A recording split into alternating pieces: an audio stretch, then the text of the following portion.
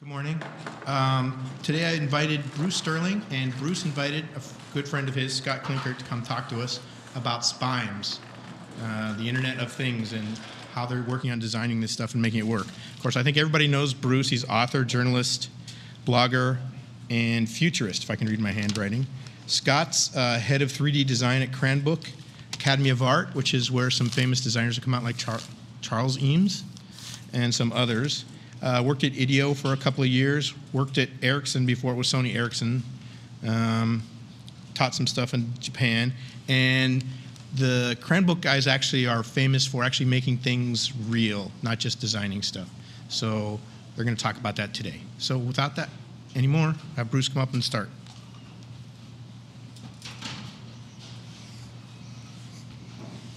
Great. So thanks for showing up today. Pleasure to visit your justly famed Google campus.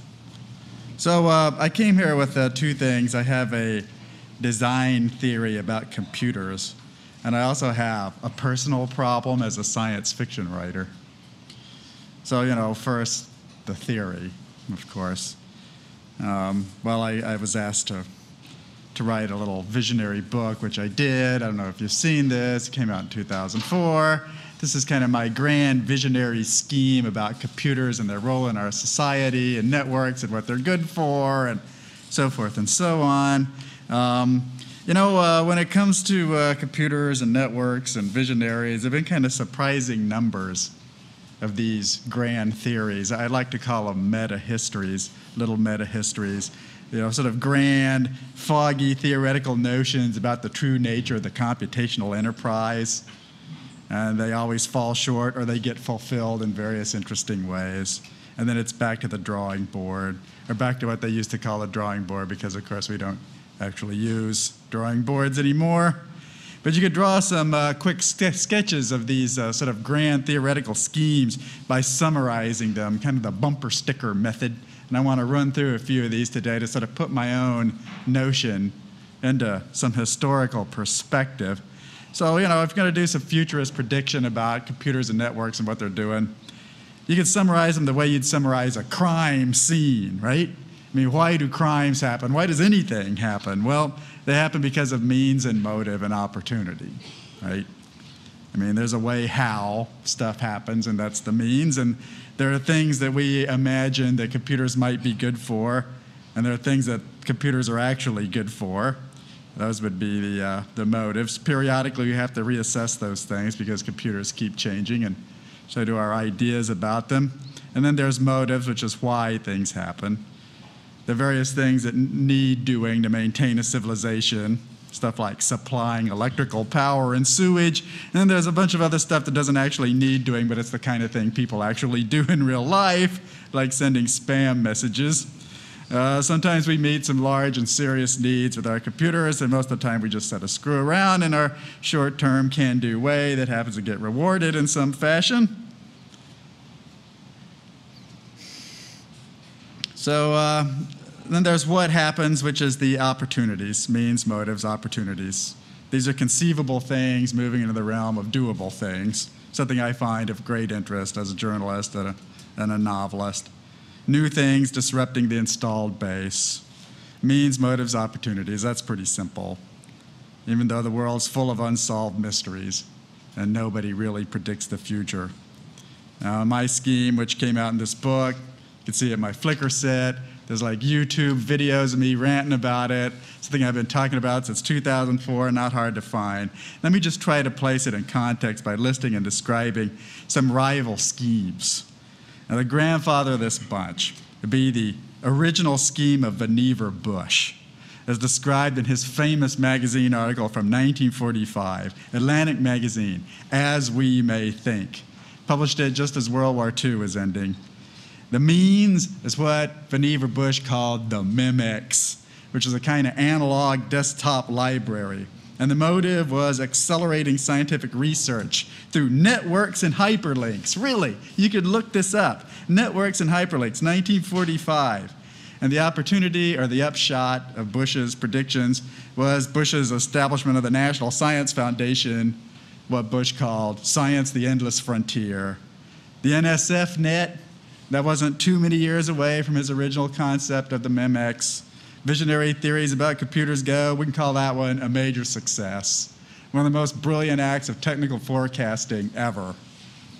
Okay, then there was J.C.R. Licklider's thesis of 1960, one of the founders of the net.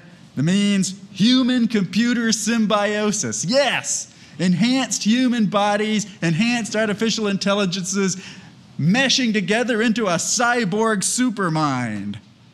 Yes, the mode of creating an internet, the intergalactic internet, he called it, to link machines together so that they could be linked directly to the human mind. And the opportunity was creating cyborg scholars for the Pentagon.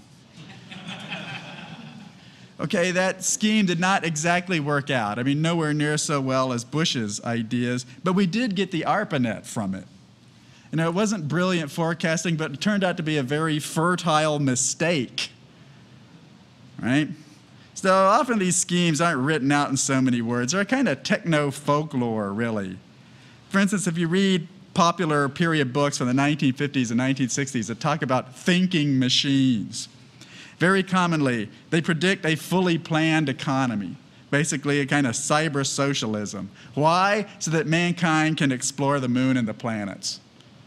Like, well, wait a minute, what do thinking machines actually have to do with space flight or going into space? Well, very little really, except that a lot of the guys who were working in California on early computers were also aeronautics guys. I mean, there's just a lot of bleed over between the engineering cadres. And besides, if you had talked to somebody at the time, it was obvious that computing was the highest technology we had, and rocket ships were the highest technology we had. So the highest technology we have has to help the highest technology we have. It just seems obvious. Well, it was a period notion. In the spirit of that times, it was obvious. History passes. It seems odd to us. Right? Other means. Virtual reality. Motives, spiritual transcendence. The upshot, a psychedelic society. Only not really. Maybe Warcraft and Second Life.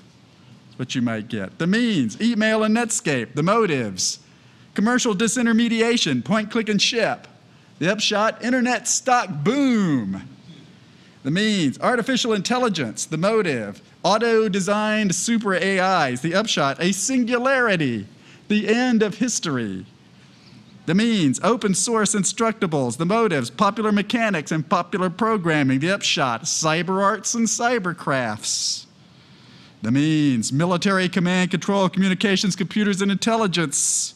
The motive, battle space awareness. The upshot, destroying enemy armies. Mission accomplished. All right, now the newer schemes, are a little harder to describe because we lack historical perspective on them. They haven't become silly yet. The means, Wikipedia. The motive, free knowledge. The upshot, world enlightenment.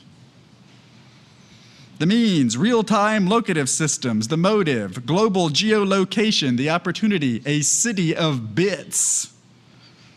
The means, search engines. The motive, publish everything first, then search the net for it. The upshot, old publishing hierarchies turn into new publishing hierarchies with the power law distribution of Google Juice. The means, computer fabricators. The motives, fabricators that can fabricate fabricators. The upshot, a corn-utopia.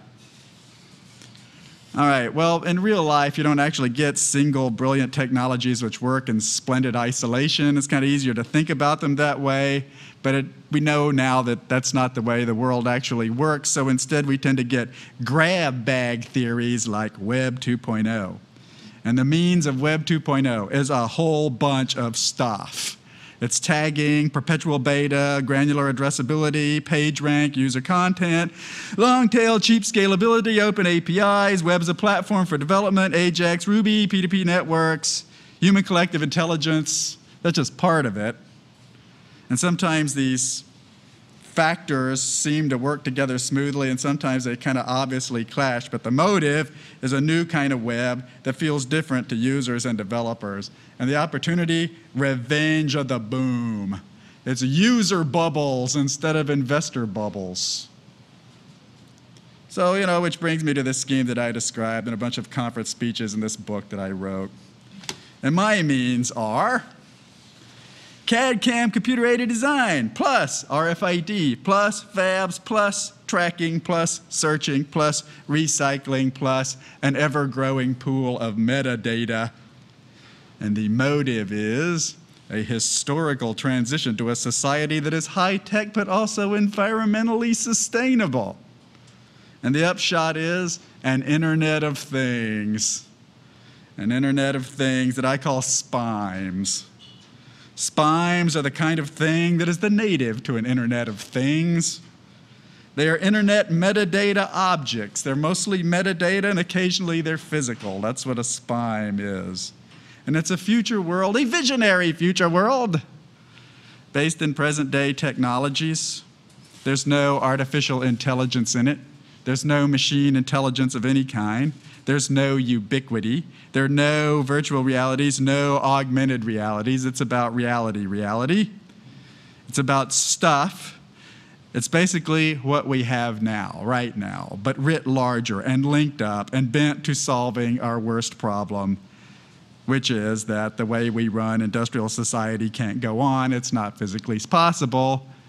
It's not sustainable. And that's a pretty severe problem, a really severe problem. I can promise you it's going to get a lot more severe. We're on a slider bar between the unthinkable, which is the consequence of doing nothing, and the unimaginable, which is trying to dream up stuff that will actually work. And I'm trying to shove that slider bar into the direction of our imagining new things that are hard to describe but might conceivably actually function. Now, I often use the expression, you can Google your shoes in the morning, to try and make it clear to people there would be some major advantages to having an Internet of Things. But that's just my bumper sticker. The key to my SPIME scheme is that, unlike all previous visionary computer schemes, this one concerns sustainability. You know, it's a little hard to imagine that we could practically use computers and networks to achieve sustainability. It's a little like saying that thinking machines will get us into outer space. But I argue in my book that there's likely no other practical way to do it. We've tried many other methods, gotten not very far at all with sustainability. We do have severe global environmental problems that need to be addressed at very high speed. And computer and network technologists are highly inventive, and they may be moving fast enough to make a big dent in that crisis. Maybe. So, I was this visionary in a design school, and I was commissioned to write this visionary manifesto for MIT Press, which I did, and I'm happy about my book, and I'm glad to brag about it. It went into a second printing, and the reviews were kind. And now you see stuff like this. I happened to buy this in Munich on the way over. This is The Economist doing their little Internet of Things pitch here, the sort of latest issue. It's a 16-page report on the coming wireless revolution, and it's quoting Adam Greenfield, the author of Everywhere, and it's got some nice ambient findability riffs. And, you know, it's like 3 years after I did my little piece here. It's sort of like hitting the conventional business press, and I feel that's kind of the right place to be, and I'm kind of thrilled about that. But as I mentioned earlier, I have a problem. I have kind of a severe personal problem here, because I'm not just this guy who writes about design, and I'm also not a tech journalist. I have also tried to write novels. And you know, as a design visionary, I'm kind of happy to make things up, and you know, that's kind of groovy, and my schemes, I think, makes a certain kind of sense. It's not particularly difficult to understand. You can look at a little flow chart of it, and you can just sort of say, well, this is like product life cycle management, only kind of like amped up by a factor of 10. And how hard could that be? Not hard to do. You know, and as a journalist, I'm a cynic, of course. So then I look at the scheme like mine, and I think, oh, well, the install base will never let that happen. And there's going to be all kinds of IP problems, and the devil's in the details, and who's going to manage the routers, and what about the privacy issues, and so forth and so on. But then as a novelist, I have a more severe problem, which is like making this stuff work on the page. I mean, what's it like to wake up in an Internet of Things? It's not enough to say, you can Google your shoes. You know, I mean, it has to actually make a difference, and I have to describe it in some way which is vaguely plausible and just isn't full of hokum. Now, I'm a journalist, and I'm a design critic, and I'm a novelist, but man, I'm not a designer, and I'm not even a technologist. In fact, I have very few skills there. So when I ask myself things, when I wrote this treatise, I was unable to think well enough about the user interface. How do people actually deal with this? I mean, suppose it comes true. I mean, what's it like on a daily perspective? How do you relate to it? How do users relate to the system? How do they see it? How do they guide it? How do they judge whether it's working properly or not? This vast recycling spime wheel of virtual design, identity tags, fabrication, tracking, searching, recycling, pools of historical metadata. All these things I went to such pains to kind of describe. How does that work? I mean, is it in your hand? Is it on your head? You could draw a flow chart that shows it working in an abstract sense, but what happens? I mean, how do you describe what happens when you walk into a room full of the Internet of Things and you fire up some things? Do you log on? What? I mean, how do you do it? What is it? What does it look like? Is it like an Apple iPhone? Like the mobile remote control for reality? Maybe it's a head-mounted heads-up display, like with, spectacles, glasses, laser things on the retina. Maybe it's one of these new skull-mounted cognitive devices that sort of reads brain waves and somehow slots them into whatever you're looking at. Maybe there are regional versions of it or scalable versions. I mean, it's about a real internet which has real 3D dimensions. So maybe you get not just everywhere, but like body wear, room wear, building wear, city wear, nation wear, global wear. How do you tell those levels apart, if they exist at all? Now, you'd think that it would be a simple matter for a sci-fi writer to just sit down and make something up. I mean, how hard can that be? Just make it up, just pull it out of your hat. But I've now learned enough about interface design and experience design and human factors design, et cetera, that I know you just can't wave your hands at it. It's actually really hard work. Now, the closest we have to SPIMES today is something that software engineers call product-lifecycle management. I just came back from a conference of these guys. PLM, they call it. Please liberate me. Man, does that stuff suck. I mean, it's so bad. I mean, this is sort of the hardware for the Internet of Things as we understand it, product lifecycle management. It's so bad that engineers were confessing to me that they spend 90% of their time acting as software clerks for product lifecycle management systems and maybe 10% of the time engineering. Now, that prospect doesn't actually bother me. That's not a tragedy. I'm sure that engineers will be software jockeys for as far as the eye can see. That's just a given. But they don't like the design of product lifecycle management. Please liberate me. Right. I think that's a legitimate plea. The world needs a PLM. It needs product lifecycle management that is liberating. It needs a system of manipulating, using, buying, selling, manufacturing, recycling physical objects that empowers people in the way that Google empowers people. We really need some product lifecycle management that isn't evil. I don't even know what that looks like. I mean, I've been working on it a long time, trying to work it on the page. It's just very difficult. I want to know how it feels and what it means. I need help. I generally get help from designers because they can design and I can't. So I want to now introduce you to my colleague, Scott Klinker here, who actually helped me with my book, Shaping Things, some time ago. He works for Cranbrook School of Design, a place where I go sometimes. He has a presentation to make. I think he can help me. I hope you can help him help me. Thank you for your attention.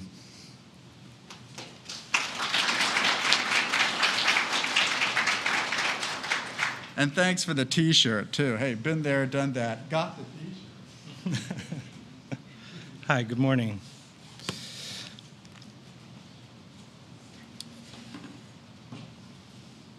So when I learned about Bruce's ideas, I was very, very excited. And I run a graduate design program. I have about 16 graduate students. We're in Bloomfield Hills, Michigan, north of Detroit.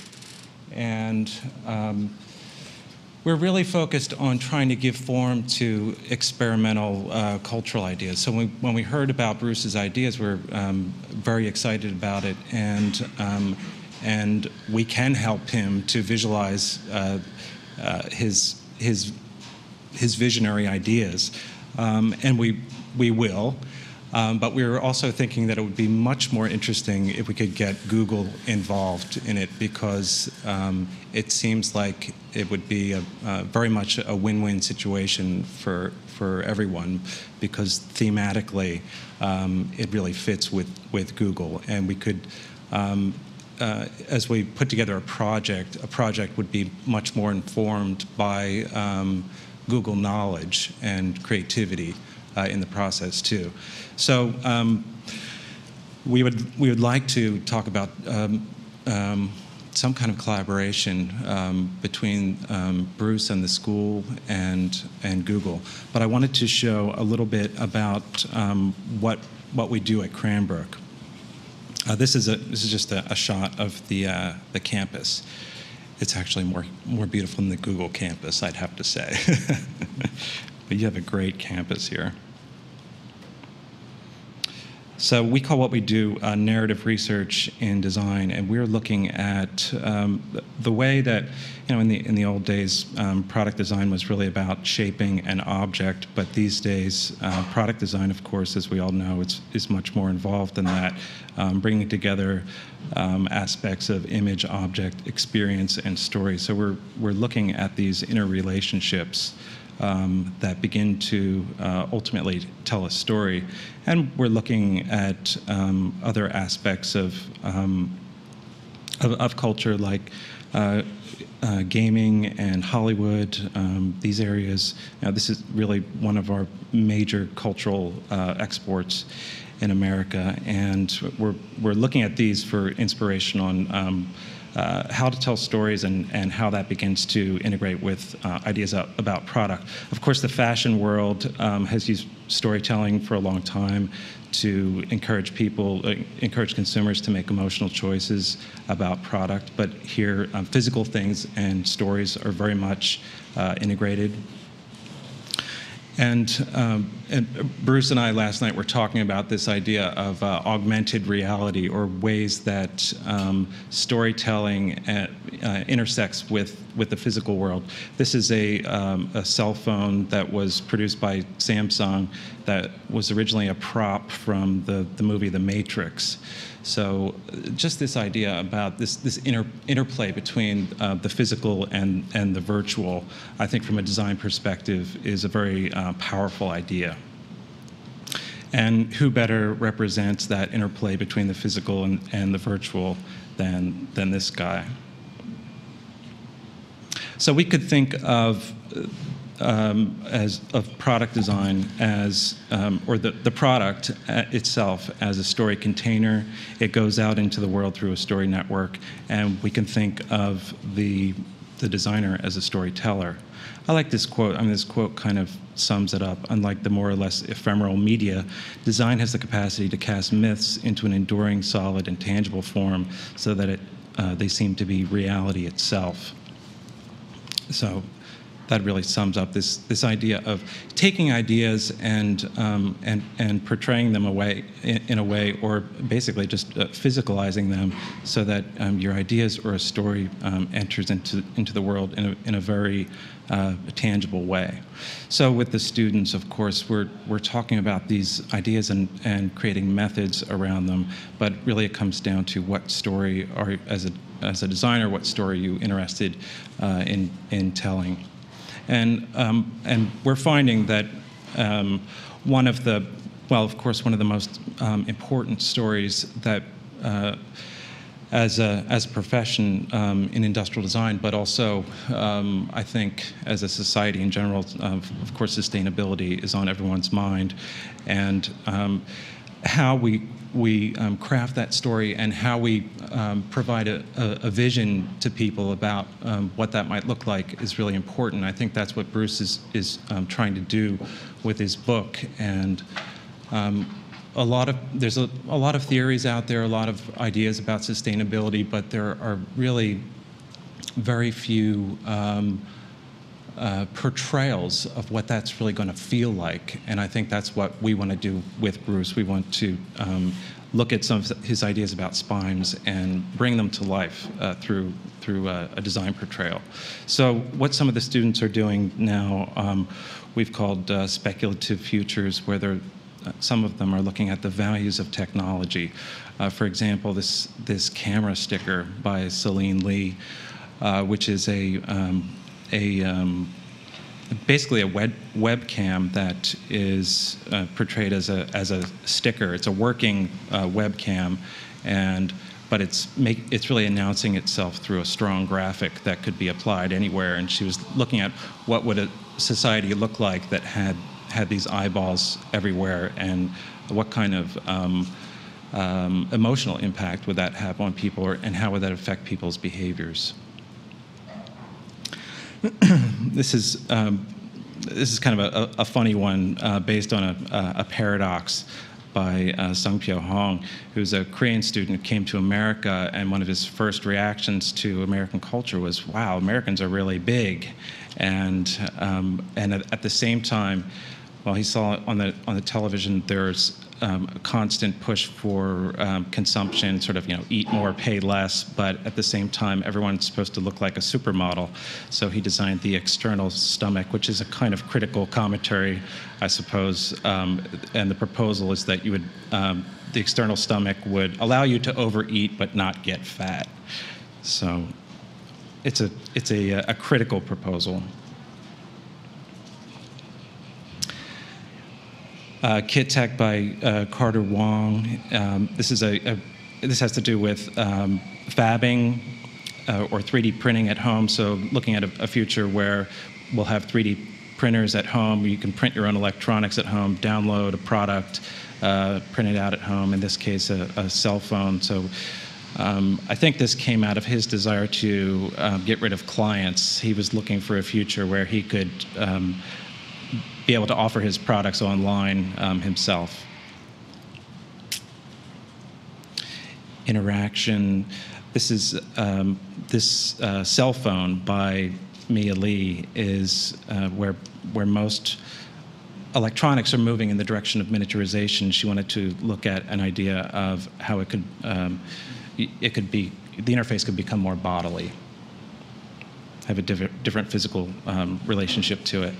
Reality Games by Shanshan Lee is a geolocative, you could call it a video game. She wanted to get kids out from in front of the tube and get them out exploring the world. So she created, this could be, you could call this another augmented reality, where the idea is that you could, she created a narrative, a story that is basically a scavenger hunt that's based on location-specific information delivered to your cell phone. So based on a GPS location, in this case, on the Cranbrook campus, you would go to a certain point on the Cranbrook campus and you would be given a clue to a narrative that would send you to the next place on campus. And so a story unfolds, and as you're also exploring the physical space. So the same kind of idea could be used to explore New York or Tokyo, for example. Scenario building is a strong tool that we use, and something that we'll be using in working with Bruce. But this is a project called The Day Computers Enter the Body by Sung-Pyo Hong, and it gives you a sense of what we go through with storyboarding. So in this scenario, you would inject software and hardware into your body, and then an augmented reality interface would pop up. So she's setting her preferences here, and then also a virtual butler shows up on her shoulder, and then this begins to look at what the experience might feel like in an augmented reality, or it transitions between augmented reality and virtual reality, but what that might physically look like. So there's some sophisticated storyboarding going on here. And then, as a result of that, of creating that narrative, the student also goes back and creates props, or basically product proposals. These are antennas that the characters in his narrative would use that would transmit the computers for their computers inside their bodies. And this is a 3D print of the butler, and creating the hardware that would inject the software into the body. The evil hardware. And this is the student's thesis presentation with all of these elements working together. So what we would like to do with Bruce is to create a speculative documentary that would take some of his ideas, turn them into scenarios, and basically create a video documentary that would portray a fictitious future, perhaps with several short chapters for different kinds of ideas about SPIMES that could be downloaded. It would all be net-based. Could go on YouTube, and basically it is to take these ideas, put them out there on the net to inspire discussion across different disciplines. And of course, since the ideas are very systemic, they cross over lots of different disciplines like product design, software, manufacturing, sustainability, social issues. And a good model for this would be Apple's Knowledge Navigator that was done, I think, back in the late 80s or 90s. But that's a good example of how they took a lot of ideas and put it into a scenario or a story that made it that integrated a lot of ideas into something that was that you could actually feel as a story rather than sort of intellectualizing it. Of course, we'd make it much more cool than the Knowledge Navigator.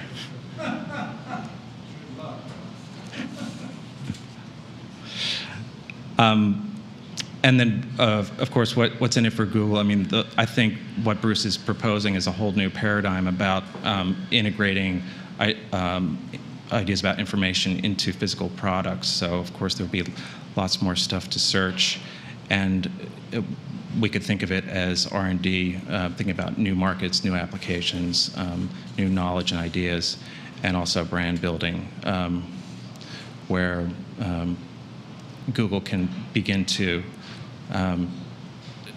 explore new ideas about their sustainable point of view. Some potential resources for this is right now, I mean, I really don't have a format for it, but we're thinking, well, we'd like to talk to people at Google about what kind of interest or what kind of ambition they would have in trying to support it with money and knowledge. But I was thinking that we could have a concept scenario development team that would consist of Bruce and I and a group of designers and Google people, and then to generate concepts, and then after that, develop it with a video development team that would have a director, editor, director of photography. And it would basically have a planning stage that would be similar to any kind of Hollywood production, I suppose. So that's the invitation, and we would like to continue talking to anyone at Google that would be interested in working with us. I think it's a very exciting project. So thanks for your time this morning.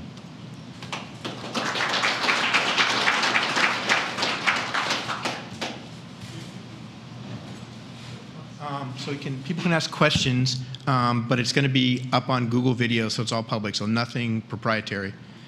Okay. Like you're in a deep need to ask proprietary questions of science fiction novelists. Nevertheless, this to me is like a really exciting notion. It's just, it's odd. Because you're in science fiction and you do a lot of this stuff, and quite frequently you can like write a book and sort of see it become a film, or it sort of moves into a graphic novel, something along that line. We're all on the same page now. It's like we're all on the internet. It's not about sort of the ink-stained rich sitting there typing and sending it off to the publisher. We're just, I don't know. To me, it seems like a new potential era for a weird kind of cross-boundary creativity. You can sort of see it happening every day. It would break a lot of my log jams, I think. It's just sexy. Anyway, so do we have some questions? Has anybody here actually read my book, the little Shaping Things book? Yeah? Well, one noble soul there. It says a lot of nice things about designers. Not enough about interface issues. You ever seen a book called Everywhere by Adam Greenfield? Heard of that?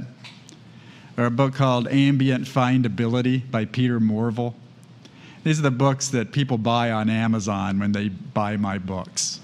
I didn't know these guys before I published my book, but now there's like a little groundswell of kind of ubicomp theorist guys. We all have come to know each other because we found each other on the web, so now we all go to the same events and look at each other's Flickr sets.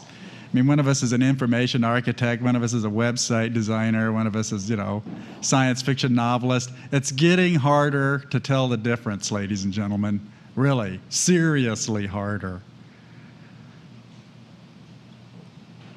A question out there. Yes?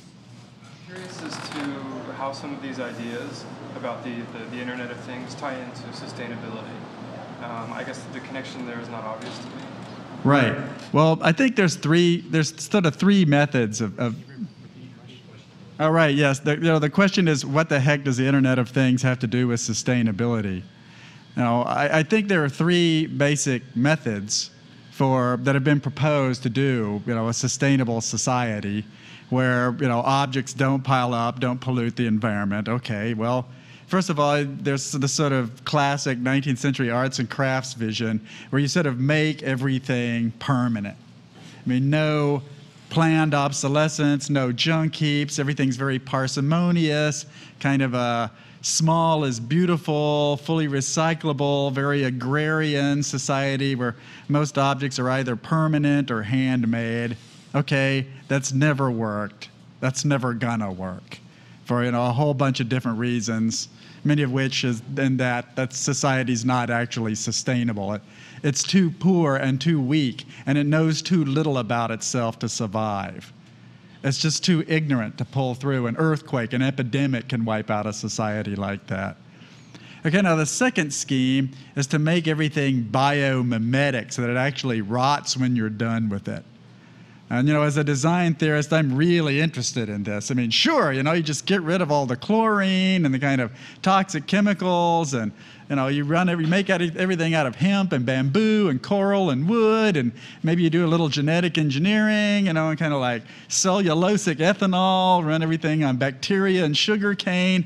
All right, that's a sexy idea, but I think it's about a century away. We can do certain things that are biomimetic. I've got a pair of like Nike biomimetic shoes. I don't know if you've ever seen these. It's sort of Nike considered shoes. They're little running boots, but they're all organic. Okay, they rot.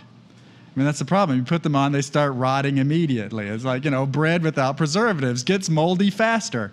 So, I have these shoes. I can't really wear them because they're doing what they're supposed to do. They're compost on my feet, and they smell kind of odd. So I don't have a problem with that scheme. I just don't think it's entirely practical. There's just too many things that we can't make out of organic materials, right? So then we have this other scheme, which is sort of unique to the 21st century and plays to a lot of our strengths. It plays to stuff we're doing already, which is just to catalog the whole shebang. I mean, just search the living daylights out of it. You don't lose pollutants. You just watch them. You know, you put identity on them, you tag them, you follow them. Actually, you tag them before they exist. You don't manufacture anything that doesn't have an expressed consumer demand first.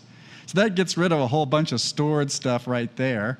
Then you like give every object a unique identity, you know, maybe an IPv6 or something, so that everything we make like exists. I mean, we can comment on it, we can annotate it, we can discuss it, we can say it's good or it's bad. Right? Then you track it so you know where it is on the planet's surface. You search it so you sort of know what the old model looked like, know what the new model looked like. You can design it a lot faster that way. You can obsolesce items more quickly. You can get rid of stuff. You're just more knowledgeable about it. And then you fold it back into the production stream when you're done with it. So it's just kind of a giant, ubiquitous computing Internet of Things method that allows us to put all our toys away so we don't leave broken glass on the beach. Right? I mean, that's why it's potentially a sustainable system. Now, it doesn't necessarily have to be a sustainable system. And, you know, a major part of, in fact, it could be a devilish system that just sort of like multiplies our problems. You know, I mean, if you have a ubiquity, if you have an Internet of Things system which is not sustainable, you can create tremendous environmental havoc in very short order, which is why it needs a sort of lot of cultural engineering, right? And, you know, and my suspicion is that if this happens at all, it's going to take about 30 years. In other words, this isn't something that you're going to do in a couple of quarters. I would say that somewhere around, you know, 2037, maybe 2032, given that, you know, I was predicting it 3 years ago, you're going to wake up in the morning and realize that you're actually living in an Internet of Things. In other words, you can query every object you have. You don't lose your house keys, your shoes, anything else. I mean, practically every item that surrounds you has a Wikipedia entry. It's in Amazon.org. You go in and look at a loaf of bread in the morning if you want to query it. It's like, people who eat this kind of raisin toast like to try other kinds of raisin toast. Have you ever tried your raisin toast with the orange juice? In other words, you know, the things that we have now, which are very clunky, kind of barely there, actually spread into physicality, right? So I've been like writing a science fiction novel on this subject for, gosh, must be 5 years now. And I've got chapters where people are trying different things. You know, it's an okay novel, but it's not good enough. It's not really good enough to actually change people's minds. It's still too comic booky, you know? It's not really getting a grip. You know, I need like professional assistance here. I need some actual genius, right? And not like novelistic genius, because hell, every novelist thinks he's a genius. But we're not genius designers, and we're not genius interaction people, and we don't really, I mean, we can't be all things to all people, but we can link to all people, you know, fast, and like, you know, and you know, you could do it in like 6 weeks and do just like prototype a bunch of stuff, and it's, you know, I mean, that's what I like about teaching design school. If you go teach creative writing, you tell people a lot about culture, and they sort of neatly write everything down. If you go to design school, you could tell people something, they try and prototype it. They just go out and like attempt to do something. It's a gorgeous thing to see. It's very addictive. Another question there? No, just a comment. Right. If you're trying to get people to explain designs, maybe you could post some kind of situation, a short story, for example, and then say, what kind of design would have worked better in this situation? Open it up for comments and get ideas that way. Well, you know, I do that actually. I've got like I've got a mailing list, and like ViridianDesign.org. You can see me like struggling with these issues since 1988, and I've got like a blog, and yeah, I write a lot of stories. I got a story out in the magazine of fantasy and science fiction a couple of months ago. It's called Kiosk. It's about a guy in Eastern Europe who gets an outlaw fabricator, and he turns it into street technology. This is as close as I've come. You know, I mean, that story really is pretty well doing the kind of thing I would like, you know, my fiction to do. But I don't know. I mean, it's just, it's a big world-building project. And, you know, sure, I could start my own wiki and try and, you know, get people to do it, or I can actually sort of put some skin in the game and maybe they'll work really hard. You never know. It's worth an effort. Yes? Oh, by the way, if any of you would like to send me some email and suggest some brilliant, design interventions you have in mind, I'd be thrilled. By all means, bruces@well.com. I'm not hard to find. Google me, yeah. I'd be thrilled to hear from you. I need all the help I can get. Frequently this happens. It's what I call predicting the present. You can be a science fiction writer and you can talk about something you imagine and some guy says, I think we already have that, except that we call it something else. That's great. It means somebody's done all my work for me. Just terrific. You had your hand up there, so yes? Maybe this is just a failure of imagination on my part, but I see this as your idea is two fairly different things. You have put RFID tags on everything so you can locate it and find it, which you can pretty much do right now, and it's kind of cool except for some privacy implications. And then you have the tie-in product lifecycle management, and before creation, and be able to create things from prototypes, which that technology is way far out and not as compelling. You don't see these as two things. You see them as one inextricably linked concept. Yeah, I think they're all linked to the theme of sustainability, because if you have all these things, if you have a piece missing, you've got a problem. The fab thing, I admit, is kind of the weak link. It's just sci-fi writers who can't love fabs. Just the idea of you've got the model there, you press the F1 function key, thing pops out whole and steaming right out of the chute. It's a very sexy notion. It has some really nifty, sci-fi-ish kind of attitudes, everything box kind of thing. The scheme would work without fabs if you just made them in relatively normal, sustainable factories. It would work just as well. They're rap guys who believe in fabs that fab fabs. They're like nano fabbing guys who want to done it all with tiny invisible machines. I'm extremely familiar with these far out notions. The other 6 legs there of my sort of scheme, I think, are all necessary to actually reach a sustainable situation. And without it, you really have a sort of open-ended machine that just spews garbage faster. I could be proved wrong. In fact, I would say that historically speaking, it's very likely that such would be the case. I would also predict that if there were an Internet of Things, nobody would call it Internet of Things. It would be like calling something a horseless carriage. It would just be, I don't know what they'd call it, reality 2.0. It would be, the way we live now.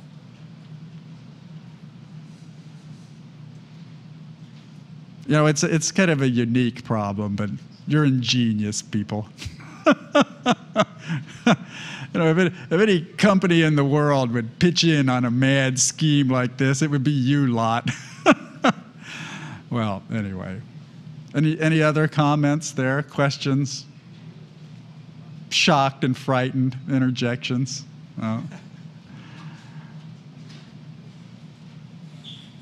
Well, thanks for hearing us out. We enjoyed being here.